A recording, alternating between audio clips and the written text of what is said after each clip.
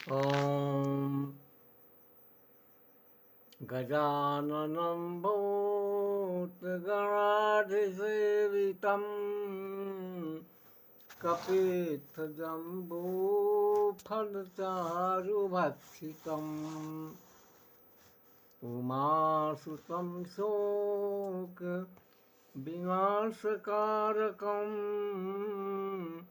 नमामि विघ्नेश्वरपादपङ्कजम्। ॐ श्रीमद्गणाधिपतये नमः। ॐ गं गणपतये नमः। गं गणपतये नमः।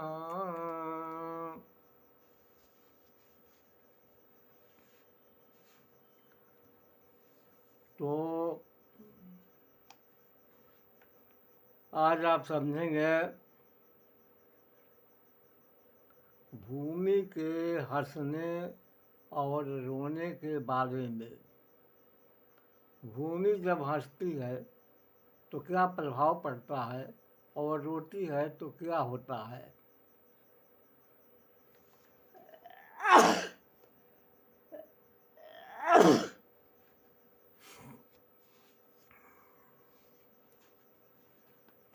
भूमि जिस तरह से मनुष्य,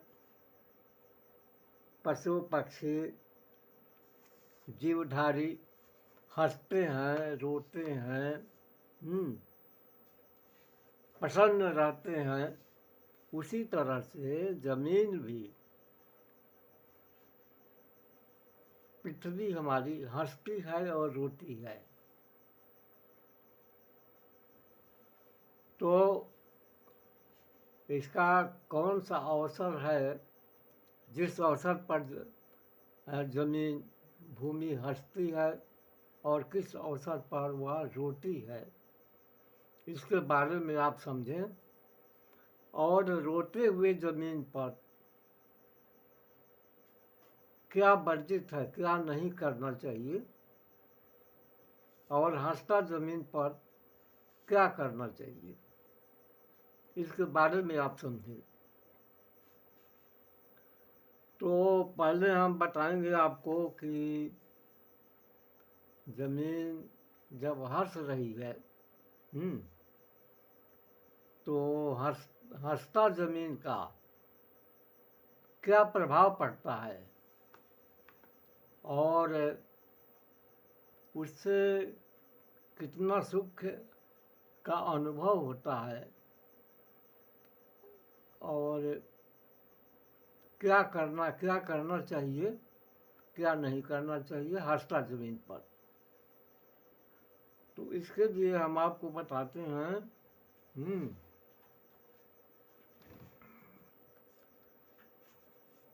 कि हिंदी तिथि के हिसाब से जमीन हंसने के बारे में पंचमी तिथि हो, दशमी हो और पूर्णिमा, इस तिथि में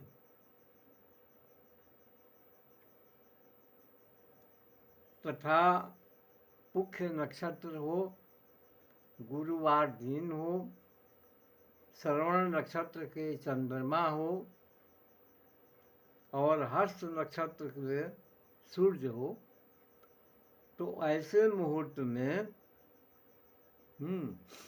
पृथ्वी हंसती है। वह शुभ काम के लिए बड़ा ही प्रशस्त माना गया, अच्छा है। इसमें मकान का निर्माण भी किया जा सकता है, खेती के लिए भी अच्छा होता है और गृह प्रवेश वगैरह भी अच्छा होता है। विवाह आदि मांगलिक काम भी शुभ माना जाता है जब पृथ्वी हंसती है। तो इस हंसते हुए काल में आप जो भी शुभ काम करेंगे वो शुभकारी ही होगा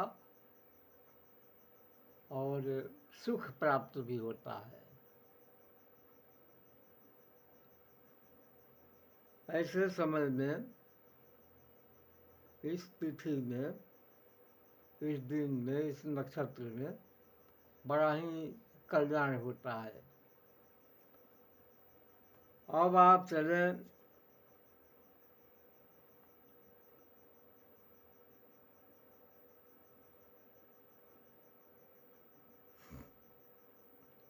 भूमि के रोने का समय।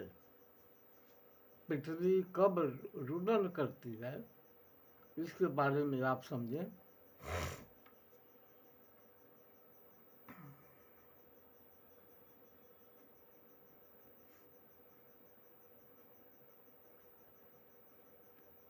मास के अंत में संक्रांति का दिन, वर्षा के अंत में अमावस्या, होलिका, मंगलवार को भूमि रुदन करती है, रोती है इस दिन। इसके रुदन काल में खेती नहीं करना चाहिए। खेती करने से खेती भंग होने का ज़्यादा चांस रहता है, ज़्यादा मौका रहता है। यात्रा कहने से, अगर आप यात्रा कर रहे हैं भूमि रोदन काल में, तो यात्रा भंग होने का भी संशय रहता है। यात्रा भंग भी हो सकता है और यात्रा में शुभ नहीं हो पाता है, कष्ट भी होता है।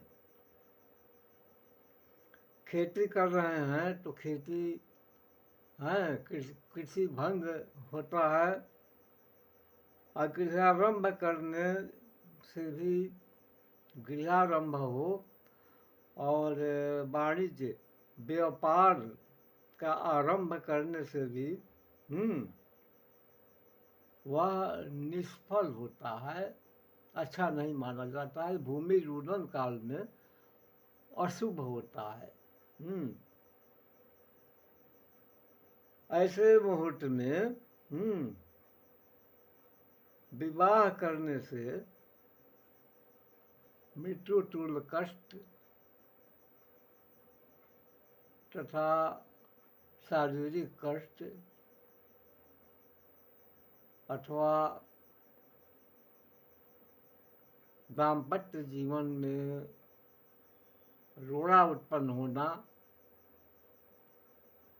असफल विवाह होना और कष्टकारी शादी होता है।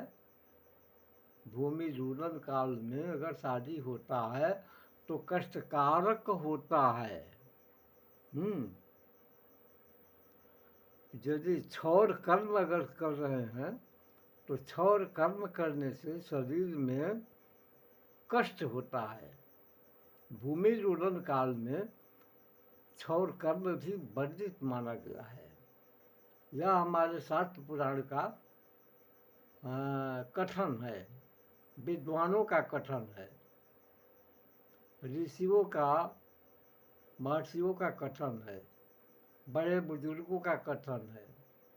गृहस्थ आश्रम में बड़े बूढ़े लोगों का ये कहना भी है कि इस अशुभ मुहूर्त में ऐसा ये सब कार्य नहीं करना चाहिए। जब शुभ मुहूर्त आता है भूमि का, भूमि के लिए जब शुभ मुहूर्त होता है तो हर काम प्रशस्त होता है, अच्छा माना जाता है। तो कहने का तात्पर्य है कि भूमि के रुदन काल बड़ा ही कष्टकारी है।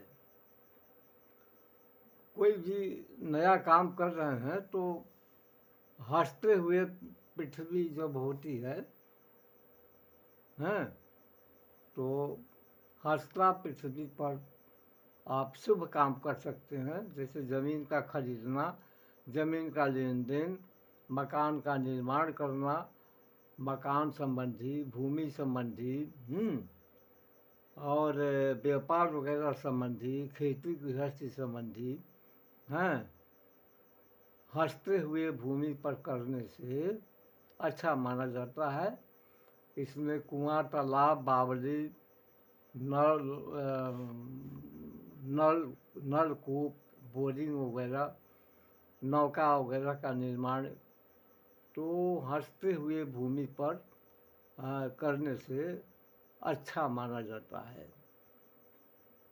हंसते हुए भूमि पर मंदिर निर्माण और सोने का स्थान वगैरह जो है, शयन कक्ष वगैरह, रसोई, किचन वगैरह का भी निर्माण, यानी भवन संबंधी निर्माण, भूमि जब हंस रही है तो आप करेंगे तो हर काम अच्छा होगा। चाहे गौशाला का काम हो, पशु पक्षी का काम हो, हैं, या कोई और काम हो, तो ये शुभ होता है। और अशुभ समय भूमि के लिए कब होता है? जब भूमि रोती है। भूमि के रोने पर महाघोर अशुभ होता है। ऐसे अवसर पर शुभ काम नहीं करना चाहिए। न शुभ करे न अशुभ करे, उसको त्याग देना चाहिए।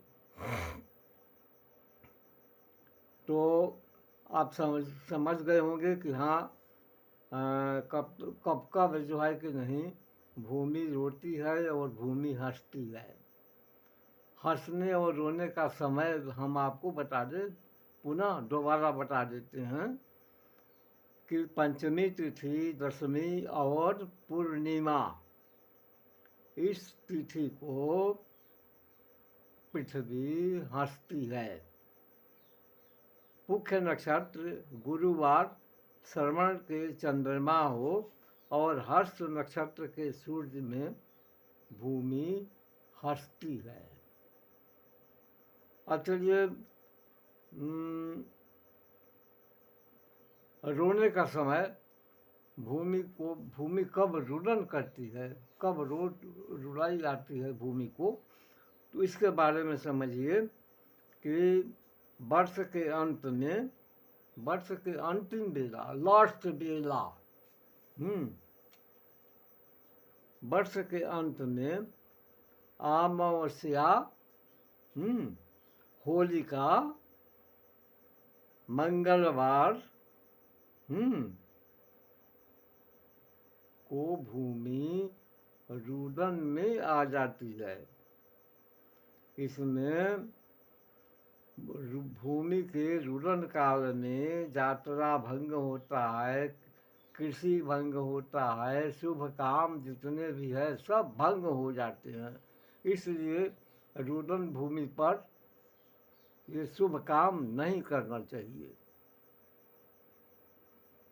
तो आज इतना ही, फिर आगे हम आपको कुछ और विषय देंगे। तब तक के लिए जय माई जगदम्बा।